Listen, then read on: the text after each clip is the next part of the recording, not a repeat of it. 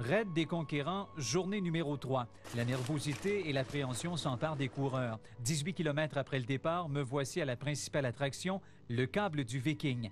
Pour traverser la rivière Wawagossik, l'organisation a décidé d'en mettre plein la vue. Claude Bérubé, monteur de ligne chez Hydro-Québec, est le concepteur. Une plateforme a été érigée en haut d'un poteau et la glissade câblée de 300 mètres se termine doucement au sol.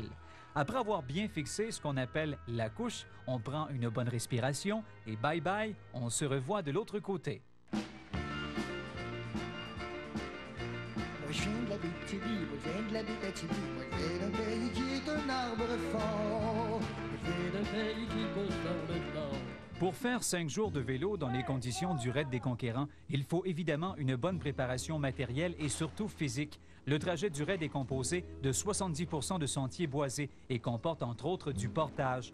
Dans ce territoire qui ne gagne qu'à être mieux connu, les participants sont assurés d'un dépaysement total, loin des soucis quotidiens.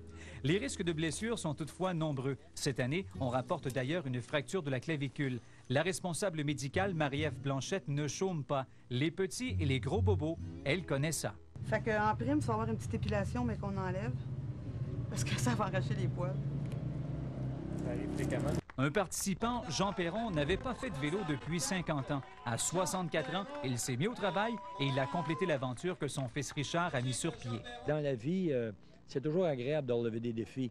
Et lorsqu'on a accompli un défi, on en a une grande satisfaction. L'organisation du raid préfère ne pas évoluer trop rapidement, lentement mais sûrement. Les visées sont toutefois très grandes, le marché international. On a déjà approché Développement économique Canada, qui a des bons budgets pour aller chercher ces gens-là. On a justement une bonne subvention cette année pour développer un vidéo corporatif, pour mettre en place un plan de marketing qui va aller chercher des Européens. On vise le marché de la France. On a aussi des bons contacts établis en Hollande.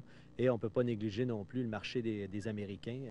À Lassar, samedi, on était content d'avoir accompli l'exploit, mais aussi triste de devoir quitter un nouveau groupe d'amis. Toutefois, ce n'était qu'un au revoir, car tous se sont donné rendez-vous pour l'an prochain. En Abitibi, Guy Bolduc pour TVA Sport.